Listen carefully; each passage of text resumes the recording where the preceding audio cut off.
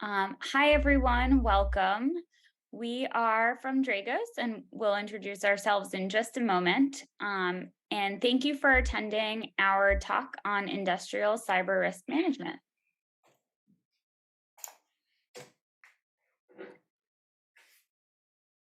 Hi, I'm Miriam Lorbert, a senior industrial consultant with Dragos. My primary job is to be a subject matter expert performing various vulnerability analyses specifically within industrial environments. My background is primarily in oil and gas downstream controls and cybersecurity and some corporate cybersecurity. I have a master's in network cybersecurity, and I'm also an adjunct instructor for that program as well. Shelby. Mhm. Hi, my name is Shelby Brooks. I'm a senior industrial consultant for Dragos. I perform various consequence driven modeling and tabletop exercises for industrial environments. My past experience includes about 8+ years working for a gas and electric company, and then also corporate ICS cybersecurity. I also hold the Global Industrial Cybersecurity Professional Certification and CISA.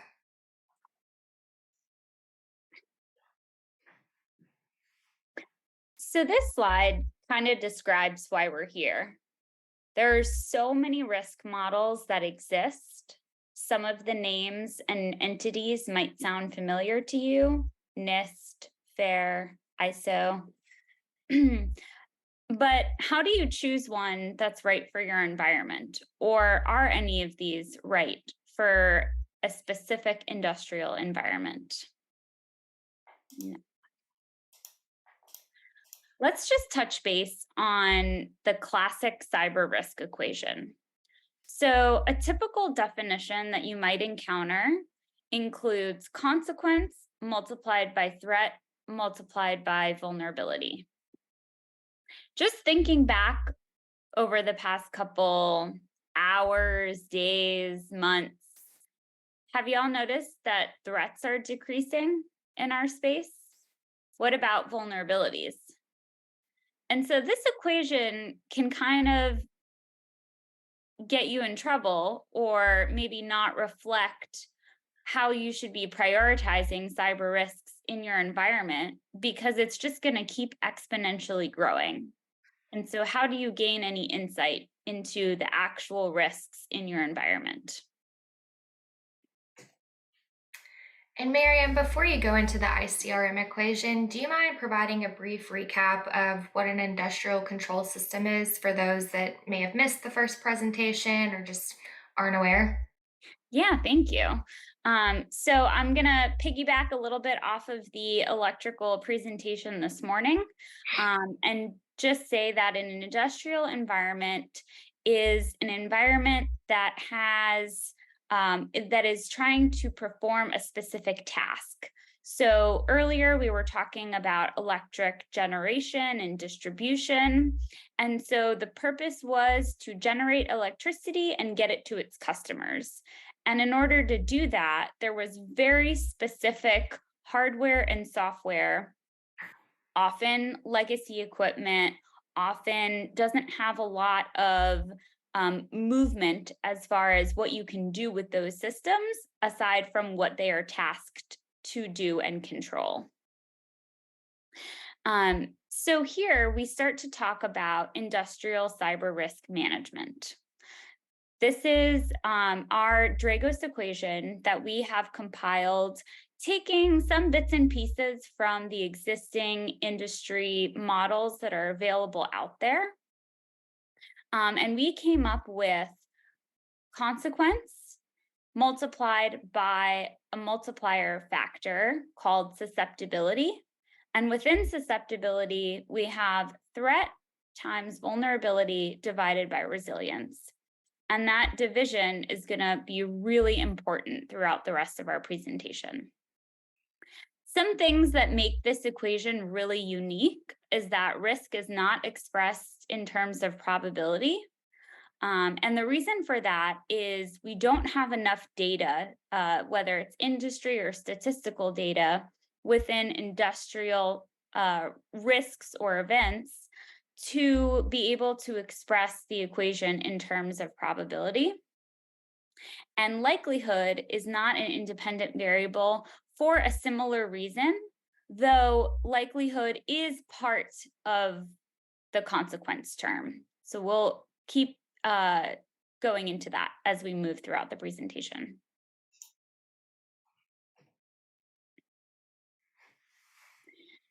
Let's zoom in on that susceptibility factor.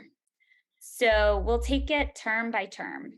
For threat, that's based on real world intelligence and research. So it looks at realistic threat actors, threat groups, what are their typical approaches, what have they approached in previous experiences, what might their capability levels be, do we see any trends that there are other capabilities or other experience levels or tools that they might leverage. So that's really based on current real world trends that we're seeing. On the vulnerability side, that's going to be specific to the industrial environment that we are talking about for a given company. So that is what equipment they might have, what vulnerabilities does that come with, how hardened is their network, really hone in on that specific site and its equipment. And then we come back to resilience, which is what are the technical or administrative or engineering controls that are in place that could help your system be hardened or detect things earlier or bounce back from an event quicker. And we'll continue to build upon these topics with a real scenario example as well. Perfect. So to elaborate on what Miriam just covered relative to susceptibility and the industrial cyber risk equation, the Dragos risk process uses scenario-based risk evaluation. Why scenarios? Scenarios are really important in the world of ICS because you're looking at what is the actual effect of something. What does the really bad day look like for us? How can we quantify or enumerate that better? Scenarios can be either historical or hypothetical. Industrial cyber risk management must include both, though. Historic scenarios are real events based on data from the organization, industry, or peers. There's no explanation needed for plausibility, as this event has already occurred. Historic events can be evaluated with minor internal information requests. Hypothetical scenarios are hypothetical, yet plausible, events that may reasonably occur with a set impact. Plausibility requires business unit impact, as well as judgment, trained resources, and an understanding of the business unit. When beginning the conversation within your organization, you want to start with the question of, what does a really bad day look like for you? What's keeping you up at night?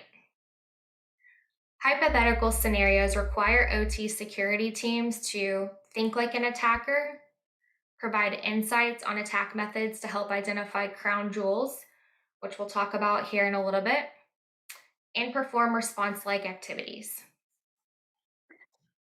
Hey, Shelby, just a quick question. That all sounds really great, that you can come up with a scenario that really hits to your environment. But how do you do that? How do you create the perfect scenario for your environment? Yeah, absolutely. So there's really three pieces to it. The first one being understanding ICS attacks. So you'll see that the first bullet up on the screen. This includes leveraging threat intelligence, recent events, and knowledge of attacker techniques. As previously mentioned, you're going to take a look at both historical and hypothetical events. You may also look at utilizing the diamond model, which we'll explain in detail here in a little bit as well, and leveraging the MITRE ATT&CK framework to look at TTPs. Next, you want to identify your crown jewels and associated impacts. So this goes back to, what does a really bad day look like for you? What's keeping you up at night? You're applying engineering, operations, business continuity, and disaster recovery best practices to really identify your crown jewels or most important assets that if something happened to one of those assets, you're going to have a really bad day. And lastly, evaluating resilience and security. It's important to test your environment and your team with a tabletop exercise to verify the effectiveness of your controls. Make sure that you're reducing impacts and limiting your response time and efforts. There's a lot of benefits and value of using scenario-based risk evaluation. First, it helps you provide an understanding of ICS-specific threats, defensible architecture, and any interdependencies between assets or systems. It puts controls in the context of real life scenarios as well, and in plain business language that you can then speak to your management or executive stakeholders. And you can also do this through workshops focusing on specific failure scenarios, or you can also apply to tabletop exercises, again, driving more accurate incident response metrics, as well as trying to limit that response time and your effort. Industrial cyber risk management must include both historical and hypothetical scenarios. Why is this? If you're only looking at historical, you're considering what's happened to others in the past, which is great, but you're missing what could possibly happen in the future. Vice versa, if you're only looking at hypothetical events, you're completely ignoring what has already happened and you're forging the opportunity to leverage any lessons learned from others. Let's first take a look at some historic scenarios, just to get a better understanding of what has already happened. You'll see a picture on the screen of a screenshot from the Dragos white paper on the Trisis malware. So this occurred in mid-November 2017, where malware was discovered that targeted Schneider Electric's Triconix safety instrumented system. This malware was deployed against at least one victim in the Middle East. It was an oil and gas facility in the Kingdom of Saudi Arabia. The reason this attack is important is because it really represented an escalation of ICS attacks. It was the fifth ICS tailored malware, and it was also the first to directly target safety systems, which could potentially cause catastrophic impacts. Then you have NotPetya. So this also occurred in 2017. This was ransomware that impacted a lot of companies. So from Maersk, the shipping giant, to Merck, the pharma company, the damage caused by NotPetya was about $10 billion. Also impacted some US medical centers, many of which they relied on a medical transcription service, ended up being disabled for weeks, which caused havoc for patients and doctors. Then you have the city of Oldsmar. So this is where a hacker gained access through remote access software and manipulated the water's chemical treatment levels, leading to major health safety issues, or potential health safety issues, I shall say. A plant operator noticed his mouse cursor was moving strangely on his computer screen. And for those that may not be as familiar with the ICS environment, so an operator is someone that works in the operations center and they are remotely managing and controlling processes. So this plant operator noticed that his mouse cursor was moving strangely on his computer screen, didn't really think a lot about it until it happened again. Then he noticed that the cursor was clicking through the water treatment's plant controls. Within seconds, this hacker was attempting to change the water supply's level of sodium hydroxide. So sodium hydroxide, this is a chemical that regulates the pH level of water. And in low or normal levels, this chemical regulates the pH level as it's supposed to, but at high levels, it can damage any human tissue it touches. And the attacker was trying to move the setting from 100 parts per million to 11,100 parts per million. Thankfully, the operator quickly spotted the intrusion and returned the sodium hydroxide to normal levels. Next, you'll see a picture up on the screen of a warning sheet. This was a piece of paper that was hung on the windows of 40 offices and different manufacturing facilities for Norsk Hydro. So the Norsk Hydro event, this was a ransomware attack that affected the company's global network of over 3,000 servers and thousands more PCs. Ended up locking everyone out and encrypting key areas of the company's IT network. This warning sign, I know you can't read it on the screen, but I'll tell you what it said. Cyber attack against the Hydro network. Please do not connect any devices to the Hydro network. Do not turn on any devices connected to the network. Please disconnect any devices from the network. Await new update. So in the meantime, production was stalled, but Norsk Hydro made the decision to shut down access to their network and switch over to manual operations of their most critical systems. Then they shut down their own internal network to prevent propagation of the virus. Ultimately, Norsk Hydro refused to pay the ransom and they rebuilt their system. However, it still cost the company about $70 million in losses. And then you'll see just a generic picture of a power facility. This is just to represent all of the events that have occurred in Ukraine. So thinking back to 2015, where version 3 black energy was used in the Ukraine power grid attacks in December, followed by in 2016, crash override malware. And if you can mute your line if you're not speaking, please. Thank you. So all of this just to say that you can take historical events and apply them across your organization to understand what protections you can put in place and to quantify how big of an impact this might be to your organization.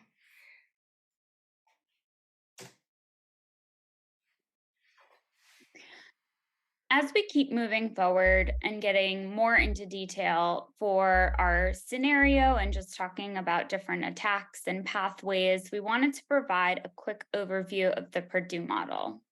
The Purdue model is a reference network architecture of how you can set up your systems to just provide, as you can see, a layered effect with security controls between each of the levels to continue to protect your most critical assets.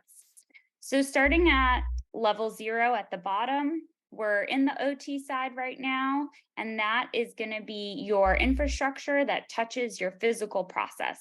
So whether it's part of your electric generation, if it's a steam plant, or a coal plant, or if it's a refinery, that's going to be what's touching your crude oil, etc.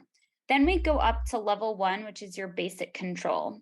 That is going to be something that kind of works like your kitchen faucet. If something happens, there is a direct local reaction. So you're physically opening up your kitchen faucet and water comes out. So something is happening, and then there is a device that may either open or close a valve locally.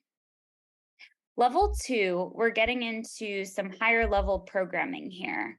So this might be if events X, Y, and Z happen, this is how the automated controls or infrastructure and programming around the automated controls is going to react to your process.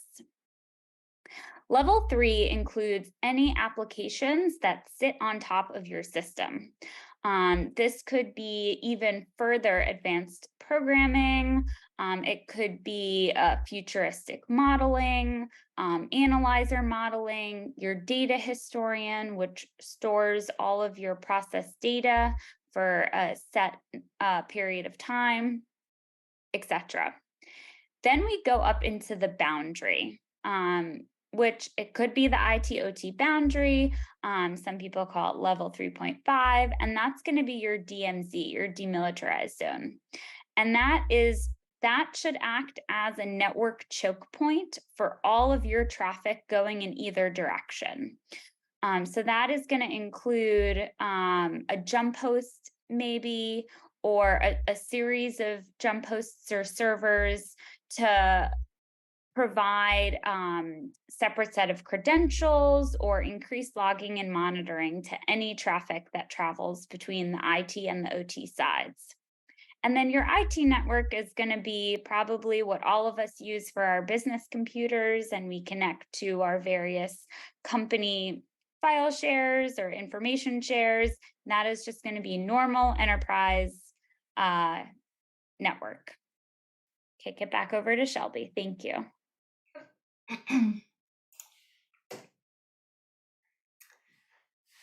All right, so let's talk about crown jewels.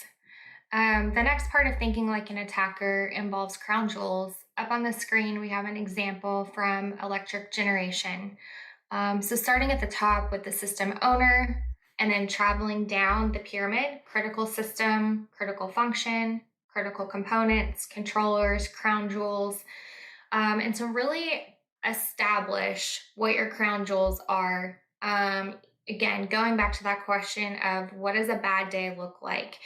And the importance of crown jewels, you can't focus on everything. This is part of cyber risk is cyber risk management. And a crown jewel analysis allows an organization to prioritize the assets or environments that can directly or indirectly lead to severe consequences.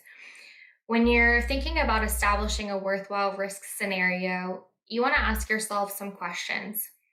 What would happen if we lost view or control of the crown jewels? In this scenario, the crown jewels we've identified are RTUs, engineering workstations, PLCs, the jump host server, and SCADA servers.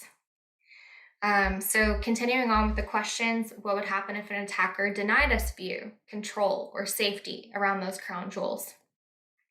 What would happen if an attacker manipulated the view, control, safety, or sensors and instruments around the crown jewels? This is where you're going to get at the heart of, again, your really bad day and establishing a worthwhile scenario.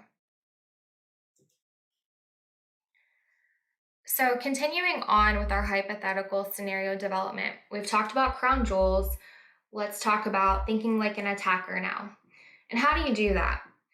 One method is to look at the diamond model. So simply put, the diamond model is a way to understand the capabilities and intent of the adversary.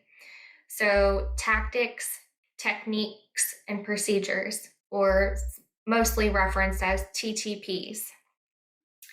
Tactics are, think about it as like an adversary's end goal. Techniques, how it can be achieved. Procedures, implementation of those techniques. So how to counter these items once the adversary is in your environment. And the diamond model is used day to day by threat intel analysts.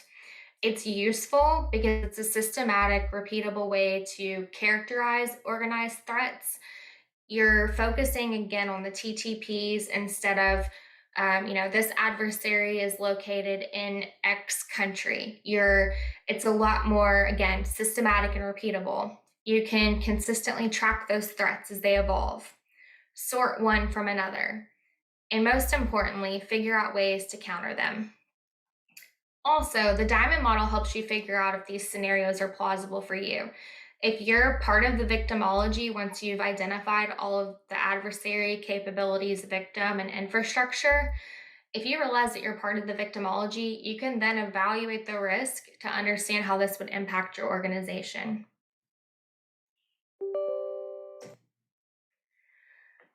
Continuing on with thinking like an attacker, another method that's also used is the MITRE ATT&CK framework. So what is the MITRE ATT&CK framework? We have a screenshot up on the screen. So this is a framework that's based on real world observations and identifies threat actors, TTPs. So again, tactics, techniques, and procedures. Using the MITRE ATT&CK framework, it allows you to enumerate things that are happening. So, does the adversary even have that capability? What are the protections that we can put into place? And this really allows you to speak educatedly about the actor. Let's take a look at some of the items that are highlighted on the screen. So, starting on the left-hand side, you're starting out with initial access, then to persistence, evasion, discovery, lateral movement, all the way over to impact. And what this demonstrates is really, again, the initial access that an attacker has into your environment and how they may start living off the land and ultimately get to an impact. So initial access, we can look at replication through removable media. That's their way in, followed on to valid accounts, persistence. Why is this important? So described in the ICS cyber kill chain, a successful attack on an ICS OT system requires many steps. Significant dwell time for remote adversary, and a lot of equity invested in trying to identify like vendor connected network relationships. But once an adversary has presence, lateral movement, and system understanding within an environment, an attack can progress pretty quickly. And modern cyber attacks can spread rapidly through an environment using self-propagation mechanisms or living off the land. So living off the land, let's talk about valid accounts. It can be much harder to detect because the threat actors, once they've obtained that initial access, they may spend 18 months dwell time to really understand your environment and then making use of those valid accounts. So it's a lot harder to detect. All of this to say, when you're looking at the MITRE ATT&CK framework and looking at these potential, TTPs, again, all of these have been demonstrated in real world events. You have multiple opportunities as a defender to then come up with mechanisms to detect and respond to this malicious activity. Next up, Miriam's going to elaborate on some of the defenses and resilience. So part of the MITRE ATT&CK framework also includes mitigations. So just like, we couldn't fit everything on one screen, but if we tracked those various ingress egress routes and impacts, it would also recommend potential mitigations that you could install or controls that you can put in place that could help you defend yourself against those various ingress egress routes or TTPs. Some examples could include what happens if you need to go to manual operations. Maybe you have a cold, warm, or hot standby location just to swap over to in case something really bad happens. Those are just some examples. That would be putting controls in place and maybe some visibility and monitoring. That would be the first step that an environment should take. The next step is starting to incorporate preventative exercises. So that would include the crown jewel analysis, which Shelby went over, maybe performing some tabletop exercises, running through worst case scenarios, and doing a maturity assessment or self-assessment on your environment. Those exercises will help you realize if the controls that are in place are working. They will validate whether or not they are working, or they can help you identify which areas you may need additional controls or procedures or policies in place to help harden your network. Dragos recently published a white paper of the Dragos 5 critical controls. These are the main 5 categories that an environment can work towards successively to help create a resilient and defensible architecture. So it starts with an ICS incident response plan. If something happens, there should be a solid plan in place for the team to follow to help get them through the incident. A defensible architecture. That goes back to the Purdue model that we saw earlier, putting in that layered network approach, having controls at your various boundaries between the levels, and building your overall security posture to protect your crown jewels. ICS network monitoring and visibility.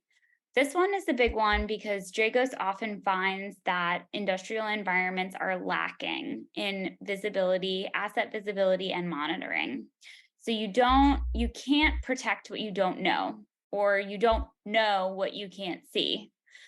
So that can help you, again, validate your security controls and also help be on the forefront for any suspicious behavior. Secure remote access. Should someone be able to get into your network, how much freedom are you going to let them peruse around? So what do your remote access controls look like? What do your accounts look like? How much damage could an attacker do if they did get into your system successfully? And then risk-based vulnerability management. So we talked about all these possible things that can go wrong. Now, where do we start? And so having a vulnerability management plan is going to help you tackle those in a way that makes the most sense for your company.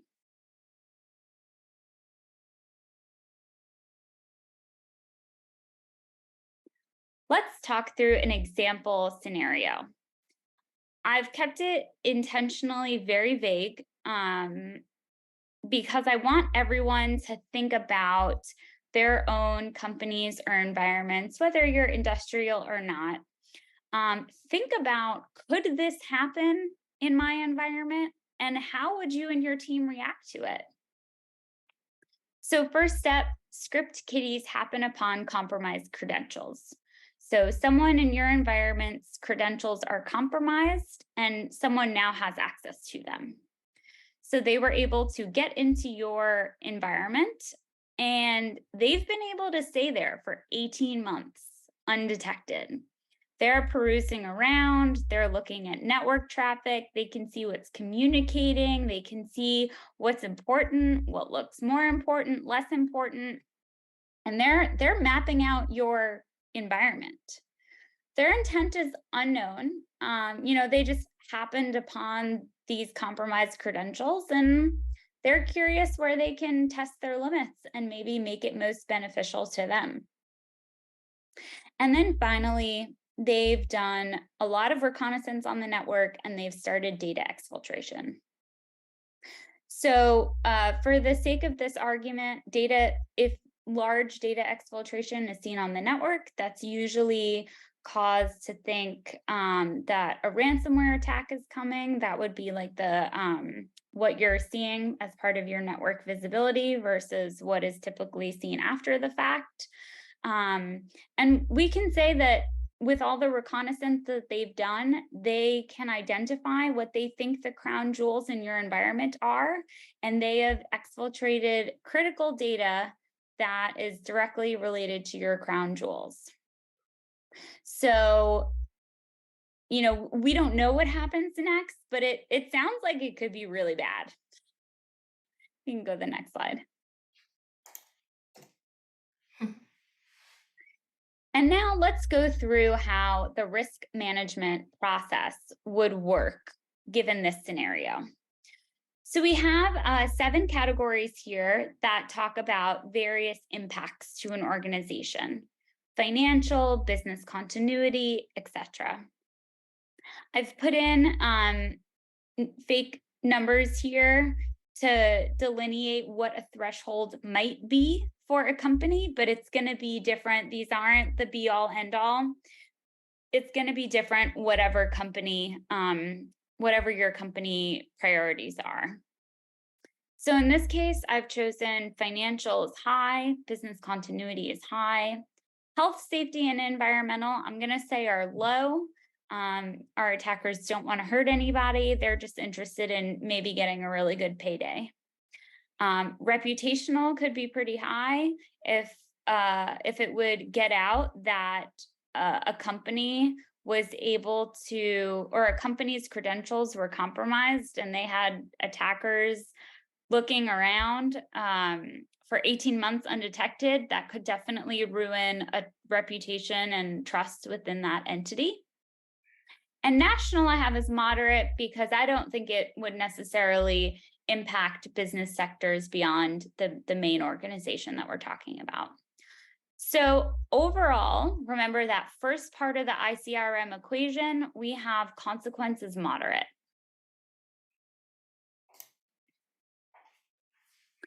Next, we'll talk about the susceptibility factor. So let's talk through some of those individual terms. So for threat, similar organizations have definitely recently been impacted by similar ingress routes. And ransomware targeting is way on the rise right now. And so I have ranking as high. For vulnerabilities, let's add some more context to that story. So we know that the attackers were able to get in and gain knowledge of the environment and exfiltrate data undetected for 18 months. Let's say everything blows up on the Wednesday before Thanksgiving. Who might be in your office? Who might be answering phone calls outside of the office? Let's say this company has an untested incident response plan. They have a plan, but they've never really run through it. And it honestly may or may not even be complete. And they have a backup strategy, but it's not automated. They don't always do it. And they've never actually tested restoring from a backup before. So I put vulnerability as pretty high. As far as resilience, that inconsistent backup strategy and untested backups, access management reviews are not done regularly, and so they were not able to catch the compromised credentials, and there's no network monitoring that would catch the data exfil. So not great, but not terrible. So we have them as moderate. And remember, the overall consequence, so that first half of the ICRM equation is moderate. But putting together the second half of the equation, we get a final industrial cyber risk management rating of high. So we can see that in the beginning, your overall consequence might not be that bad. You know, like it could happen, but where am I supposed to rank this within the priorities of everything else that could also happen? And so taking into account the real world threat information and doing a self-assessment on your vulnerabilities and resiliency of your environment shows that this scenario that may happen, there's a moderate risk that it poses, could actually increase that to something higher that would prompt you and your organization to really take a look and see how everything could pan out. Great. So, keeping in mind this example that Miriam just went through, let's revisit the equation and just kind of recap what we've covered today regarding industrial cyber risk management. So, the traditional cyber risk equation, whereby traditional cyber risk equals consequence multiplied by threat multiplied by vulnerability. It doesn't take into account any functional, real world, physical impacts. And because of the link to physical impacts and reliability, ICR should include additional concepts from disaster recovery and business continuity. The ICR equation considers resilience, whereas the traditional cyber risk equation doesn't. By adding resilience to the equation, the capabilities of the organization to respond to an incident or an event are taken into account. The organization can more accurately evaluate risk, identify the most critical risk, and determine the appropriate treatment for each risk. And as you saw in the example from Miriam, without taking into account that resilience, the consequence was moderate. But once you take into account the resilience and how vulnerable the environment is, what capabilities the organization had to detect and respond to those items, it brought that risk to a higher score. So that really it allows an organization to kind of hone in on what risk they need to focus on, as well as what protections to put into place. And so hypothetical scenarios, they require OT security teams to think like an attacker. But remember, it's also just as vital to look at those historical scenarios and learn from others. Again, so focusing on threats and vulnerabilities. If you are only focusing on threats and vulnerabilities as part of your ICRM program, those numbers are only going to increase and you can't accurately evaluate risk. So that resilience piece is really key. And then to help identify your crown jewels, thinking like an attacker, developing those historical and hypothetical scenarios, it's all going to play into a much better visual of what your true ICR is. And thank you very much. We'll take any questions now. I do see a question in the chat, so I'm just gonna read it out loud. How would you switch over to a warm or hot site if you have a problem? How do you know that that problem is not over in your warm or hot sites? So the way warm or hot sites are supposed to work is that they are network separated. They're a totally separate entity from your main site. And so, yes, it is very possible ransomware and malware can propagate throughout your network, but they are supposed to be network separated.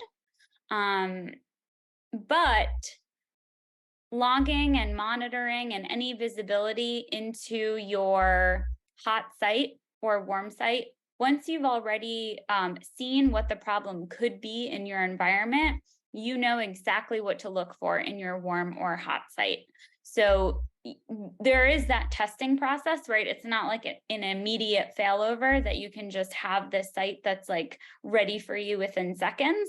There will have to be some due diligence that gets done. But hopefully that process is listed out in your incident response plan and the team will know how to go through it and understand the process between switching between the two sites.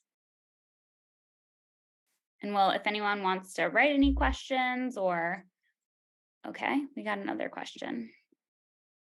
How will you evaluate or assess resilience or evaluate defensible architecture? That's where those preventative exercises come into play.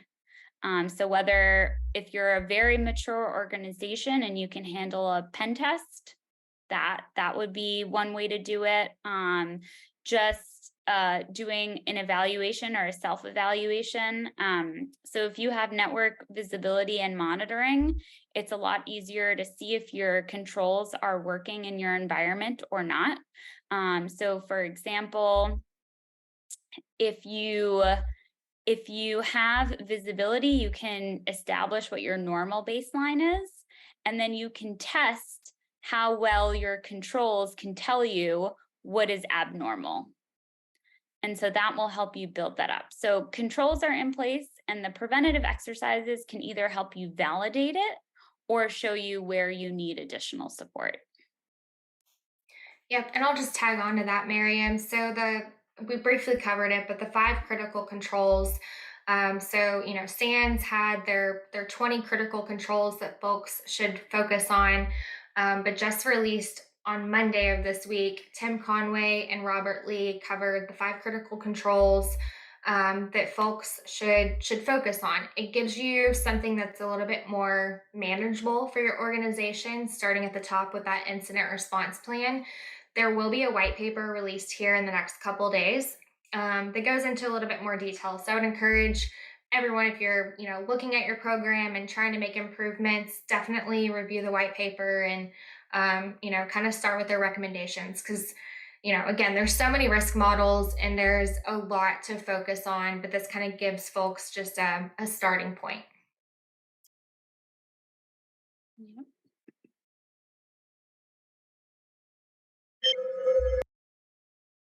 Any more questions or comments?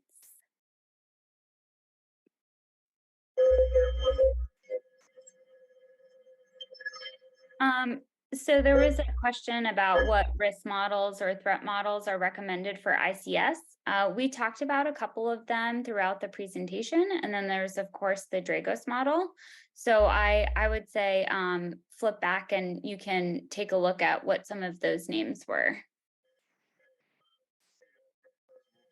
Remind you, those answers to those questions will Um, There's a question about vulnerability assessment and penetration testing could affect availability. So yes, penetration testing done on the production network could definitely affect availability. And so if there is a test network, which is like an exact replica, but obviously doesn't affect production, that would be the best case to go about it.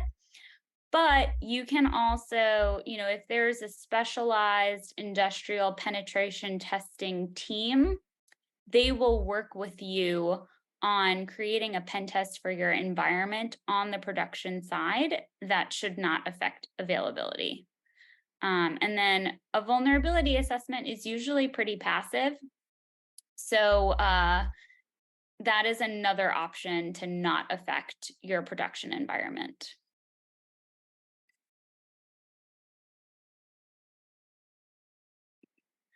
Okay, I think you're welcome.